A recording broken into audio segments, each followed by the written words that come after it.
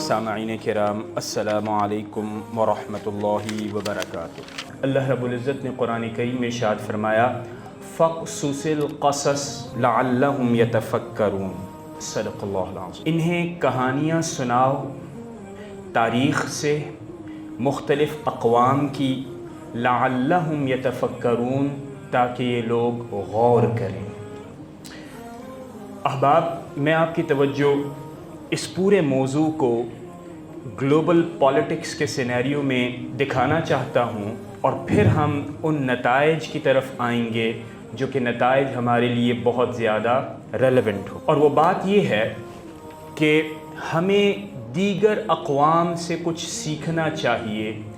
اور گزشتہ صدی یعنی 20ویں صدی کے اندر جب یہ سوال اٹھایا گیا کہ جیوش کویسچن کا حل کیا ہے، یعنی جیوز کا حل کیا ہے، تو ایک خاص انداز میں کچھ چیزیں ڈیولپ ہوئیں، اور وہی انداز، وہی ٹرینڈ، آلموسٹ سملیرٹیز ہیں، اوور لیپس ڈیفینیٹلی ہوں گے، اس میں کمپلیکسٹیز بھی ڈیفینیٹلی ہوں گی، لیکن اوور آل ٹرینڈ جو آپ کو نظر آئے گا اس میں کچھ سملیرٹیز نظر آئیں گی۔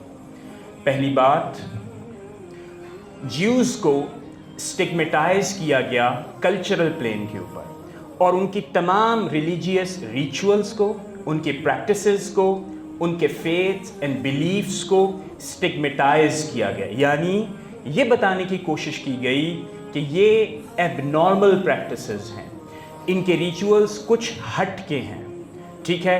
تو پہلا اسٹیپ ہوتا ہے کلچرل اسٹگمیٹائزیشن، یہ ہمیں جیوز کے اندر نظر آیا۔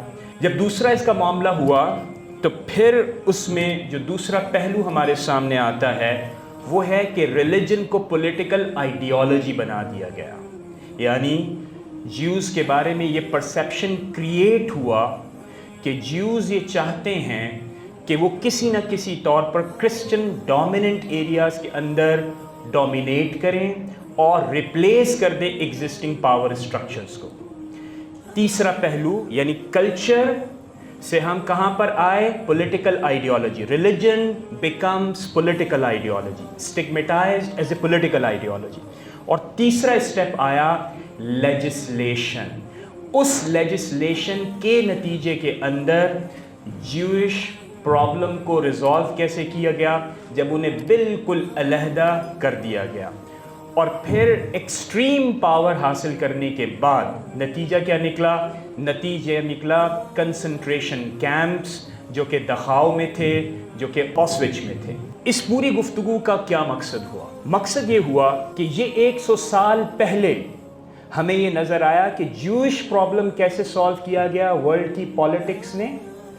اب اگر آپ مسلمانوں کو دیکھیں تو ہمیں یہ دیکھا کہ اینڈ آف ہسٹری کا ایک تھیسس آیا فوکویاما کا، پھر کلیش آف سویلائزیشن کا تھیسس سامنے آیا ہنٹنگٹن کا، اور پھر ہم نے یہ دیکھا کہ جہاں کلچرل ڈفرینسز تھے مسلمانوں کو اسٹگمیٹائز کیا جانے لگا۔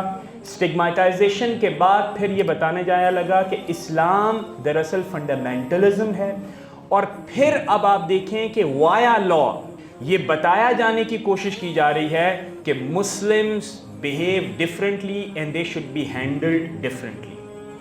اچھا، یہ جو پورا پولیٹیکل سینیریو ہے یہ آپ کے سامنے پیش کیوں کیا گیا؟ اس کی بنیادی وجہ یہ ہے کہ اگر دوستو ہم سب یہ سمجھتے ہیں کہ ہم آپس میں مل کر ایک دوسرے سے اختلافات کو بڑھاتے چلے جائیں، اور وہ اختلافات دراصل آپ کو آپس میں بانٹیں گے اور متحد نہیں ہونے دیں گے، تو جو براڈر بڑا گلوبل چیلنج ہے اس کو نہ ہم سمجھ سکتے ہیں بڑے کینوس کے اوپر، اور نہ اس کے حوالے سے بہتر اچھی اسٹریٹجیز کو ڈیولپ کیا جا سکتا ہے۔ اور نتیجہ کیا نکلتا ہے؟ نتیجہ یہ بھی نکلتا ہے کہ ہم آپس کے دوست احباب ایک دوسرے سے قربتیں بڑھانے کے بجائے کم ہو جاتی ہیں۔ مثال کے طور پر آج ہمارے ساتھ یہاں پر سیاستدان موجود ہیں، آج ہمارے یہاں پر مختلف ممالک کے سفیر موجود ہیں، ہمارے ساتھ کچھ لیگل ایکسپرٹس ہوں گے، کچھ دانشور ہوں گے۔ تو جب آپ آپس کے اختلافات کی وجہ سے ایک دوسرے کو کبھی کافر کہیں گے، چلو کافر نہیں کہا تو یہ کہا کہ بھٹکا ہوا ہے، کبھی کسی طرح تنقید کا نشانہ بنائیں گے، تو نتیجہ کیا نکلتا ہے کہ بڑا گول، بڑا اتحاد، جسے آپ عالم اسلام کا اتحاد کہتے ہیں، وہ آپ کھو دیں گے۔ اور آپ دیکھیے کہ ہم ہیں کس جگہ پہ کھڑے ہوئے، پوری دنیا کی پاپولیشن کا ہم 1/4 حصہ ہیں۔ ہم اس لحاظ سے دیکھیں تو ہم دنیا کا 1/4 حصہ ہیں۔ اگر ہمارا کلیم یہ ہے کہ ہم کوئی بہت بڑی چیز اچیو کرنے جا رہے ہیں، تو مجھے یہ لگتا ہے کہ ہمیں ریئل کلیم کے اندر رہنا چاہیے، کسی بھی آئیڈیالزم کا شکار نہیں ہونا چاہیے۔ اب میں آپ کو ایک اور سینیریو کی طرف لے کے جانا چاہوں گا کہ حضور اکرم صلی اللہ تعالیٰ علیہ وسلم کے حوالے سے یہ نشست منعقد کی گئی ہے۔ آپ یہ دیکھیے کہ حضور اکرم صلی اللہ تعالیٰ علیہ وسلم کا کردار کیسا ہے۔ آپ سب علماء ہیں، بہت زیادہ تفصیلات کی ضرورت نہیں۔ غزوہ بدر ہوتی ہے، 2 ہجری کا واقعہ ہے۔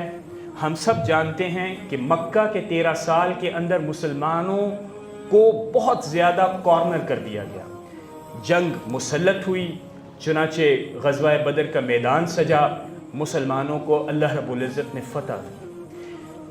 وہ دشمن جسے ہم کافر کہتے ہیں، اس دشمن کی جب لاشیں اس میدان میں سج گئیں، تو حضور پرنور حضرت محمد مصطفیٰ صلی اللہ تعالیٰ علیہ وسلم جب اس میدان سے باہر تشریف لے جا رہے تھے، تو باہر تشریف لے جاتے ہوئے آپ نے ان دشمنوں کے لیے اسپیشل گڑھا کھدوایا اور ان کی لاشوں کو وہاں پر اندر رکھا۔ اس کے بعد مٹی کا اہتمام کیا اور یہ بتایا کہ ہیں تو یہ میرے دشمن، لیکن حرمت انسان کی وجہ سے کہیں ایسا نہ ہو کہ جانور انہیں کھا جائیں، اس بات کے متقاضی ہیں کہ ان کے ساتھ بھی رحمت محبت کا برتاؤ کیا جائے۔ دوستو، جو بات غور طلب ہے وہ کیا ہے؟ وہ یہ ہے کہ جب آپ اپنے اینیمی کو اتنا آنر دیتے ہیں، اتنی رسپیکٹ دیتے ہیں، تو آپ مجھے بتائیے کہ اسلام کی تعلیمات کیا باہمی محبت، بے شک جیسے ابھی حضرت نے بھی بیان کیا کہ کتنا آپ مثال کے طور پہ اسپیس رکھیں گے، تو اختلاف رکھیں، اختلاف علمی ہے اور علمی اختلاف کا مقام ہوتا ہے دلائل کا تبادلہ۔ آج ہم یہاں پر موجود ہیں، ہمارے کئی احباب کے ساتھ علمی اختلافات ہو سکتے ہیں، ہونے چاہیے، کیونکہ یہی بنیادی طور پر جسے کہتے ہیں کہ بلیسنگ ہے، پروگریس کی سورس ہے۔ لیکن اختلاف کی بنیاد پر نفرت کو پروان چڑھانا، جس کی طرف حضرت نے بھی اشارہ کیا، اور اس کے نتیجے میں وائلنس کی طرف لے کر جانا، تو یہ جان رکھیے کہ اختلافات سے بھرپور تاریخ مسلمانوں کی ہے۔ ابتدا سے لے کر انتہا تک آپ کو نظر آئے گا کہ علماء، مشائخ، صحابہ، ان میں اختلافات رہے، لیکن وہ کبھی بھی وائلنس کے پوائنٹ کے اوپر آ کر نہیں ختم ہوئے۔ جب وائلنس آیا تو اسٹیٹ نے اپنا رول آف لا کو وہاں پر ایکسپریس کیا۔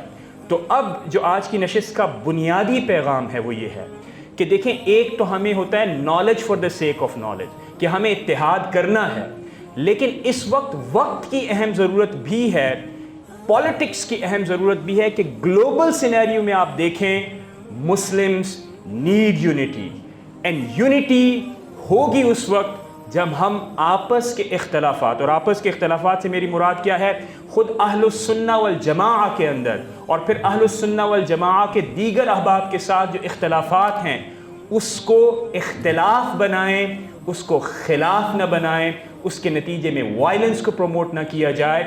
یہی وقت کی اہم ضرورت ہے، اور یہی کچھ ہم حضور اکرم صلی اللہ تعالیٰ علیہ وسلم کی حیات مبارکہ سے سیکھتے ہیں۔ وعلیکم السلام ورحمۃ اللہ وبرکاتہ۔